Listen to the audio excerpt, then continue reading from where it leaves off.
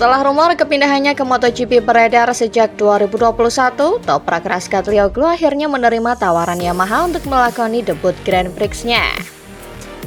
Datang dengan membawa 2 bintang dari WTSBK dan sedang berjuang untuk yang ketiga, pembalap asal Turki menjadi amunisi berharga bagi pabrikan Garbutala. Razgatlioglu akan tampil bersama tim satelit Prima Pramac Racing. Razgatlioglu sempat mencicipi motor Yamaha YCR M1 yang dipakai di MotoGP dalam kesempatan tes terbatas pada 2023. Kesempatan tes dengan motor perwarupa diterimanya setelah mengakhiri paceklik gelar selama 12 tahun bagi Yamaha di WTSBK. Razgatlioglu sebenarnya sudah dihubungkan dengan skuad Yamaha di MotoGP karena namanya masuk sebagai calon pengganti Valentino Rossi yang pensiun 2 tahun sebelumnya. Hanya saja keinginan menjadi juara dunia WTSBK terlebih dahulu dan keengganan untuk tampil bersama tim satelit menahan mimpi rider yang juga jago atraksi itu. Kini potensi berlomba bersama tim satelit lebih menjanjikan. Pramac sebagai calon destinasi membuktikannya sendiri dengan meraih gelar juara MotoGP bersama Jorge Martin pada musim lalu. Yamaha pun menegaskan dukungan kelas pabrikan kepada Pramac dalam pengumuman mereka terkait kedatangan Razgatlioglu. Paolo Pavesio optimistis dengan pembalap anyarnya itu.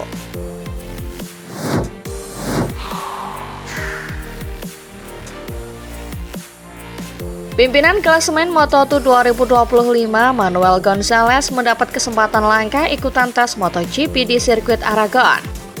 Manuel Gonzalez mengendarai motor Aprilia RSGP bersama tim Trackhouse Racing, menggantikan posisi Ai Ogura yang sedang absen lantaran cedera. Banyak yang menduga ini menjadi langkah Aprilia untuk menyiapkan line up pembalapnya musim depan, terutama setelah kabar keinginan Jorge Martin untuk hengkang. Namun manajer tim Trackhouse David Brivio memastikan bahwa kesempatan emas untuk Gonzalez ini sama sekali bukan rencana atau agenda dari Aprilia, melainkan dari tim Trackhouse Racing sendiri yang memang ingin memberikan kesempatan mumpung pembalapnya sedang cedera. Brivio juga memastikan bahwa tidak ada rencana menjadikan hal ini untuk mengaudisi pembalap berjuluk Manugas tersebut. Dibanding manajer-manajer tim lainnya, Brivio sendiri sejak dulu dikenal sering memberikan kesempatan untuk pembalap Moto2 menjajal motor MotoGP. Saat masih memimpin skuad Suzuki, Brivio beberapa kali menggelar tes untuk pembalap Moto2 sebelum merekrutnya untuk debut di kelas Premier. Jadi wajar jika ada yang berpikiran bahwa ini adalah salah satu rencana Brivio membawa Manuel Gonzalez menjadi salah satu pembalapnya musim depan.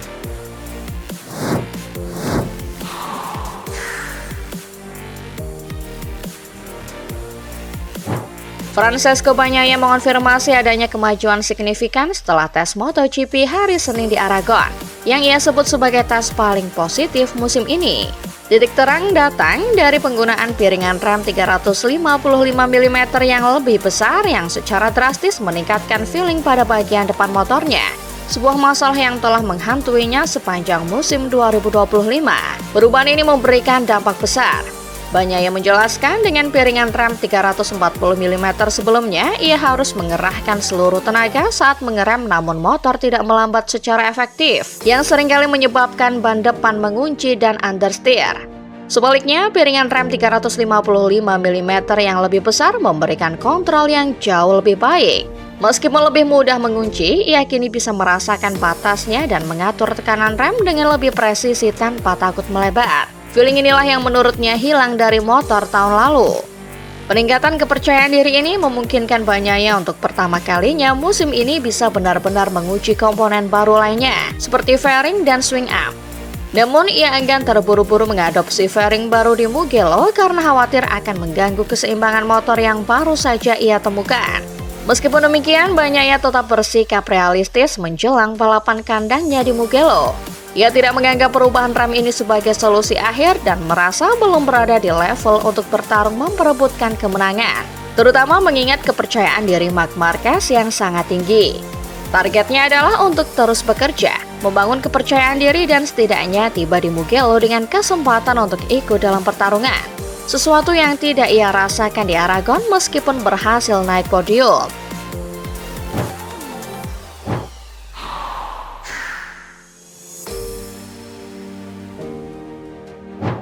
Setelah bertahun-tahun malang melintang di Moto3 dan Moto2, Bulega pindah ke WTSPK bersama Ducati pada 2022 dan menjuarai ajang Super Sport tersebut pada 2023. Pada 2024, Bulega naik ke kelas WTSPK bersama Aruba.it Racing Ducati dan langsung jadi runner-up di belakang Toprak Razgatlioglu dan BMW.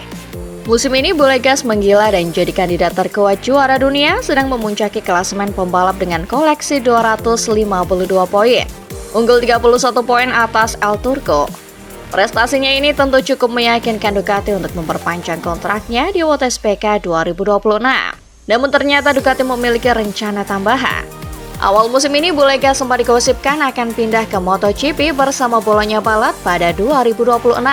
Meski begitu, kini masa depan pembalap Italia itu menemui kejelasan, di mana ia akan tetap balapan di WTSPK 2026 sembari berperan sebagai tas radar Ducati di MotoGP.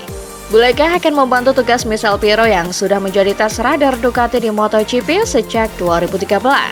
Bulega didatangkan ke tim tas Ducati berkat kedatangan Pirelli sebagai pemasok tunggal ban MotoGP pada 2027 mendatang. Pabrikan ban asal Italia ini resmi akan mengambil alih peran Michelin. Mengingat Pirelli juga merupakan pemasok ban WTSPK, Ducati sangat membutuhkan pengalaman Bulega mengenai ban tersebut demi mengumpulkan data di MotoGP. Seperti yang diketahui, data yang diperoleh dari ban bakal sangat mempengaruhi proses pengembangan motor di kejuaraan balap motor traktor tersebut.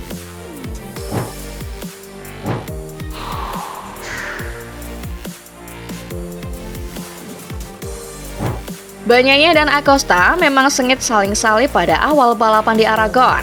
Namun Acosta akhirnya harus legowo finish keempat usai jadi satu-satunya rider yang nekat memakai ban depan keras.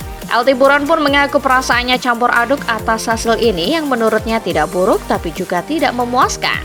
Di lain sisi, sensasi ini tetap menambah rentetan kritik yang dilempar Acosta kepada KTM belakangan ini, yang memicu gosip dirinya ingin hengkang ke Ducati lewat Pertamina Enduro VR46 pada 2026. Lewat marka, Acosta tak memungkiri bahwa mengamati performa Ducati milik Bagnaia membuat ngiler. Meski begitu, Acosta ogah mengomentari gosip negosiasinya dengan Valentino Rossi selaku pemilik tim Pertamina Enduro VR46. Tak hanya itu, juara dunia Moto3 2021 dan Moto2 2023 ini kembali menegaskan bahwa ia ingin menaati kontraknya dengan KTM, meski terus-terusan digosipkan pindah ke Ducati pada 2026. Namun Acosta juga memberikan sinyal kepada GP1 bahwa pindah tim di masa mendatang masih jadi peluang yang terbuka. Menurutnya, perubahan bisa saja terjadi di kehidupan seorang pembalap.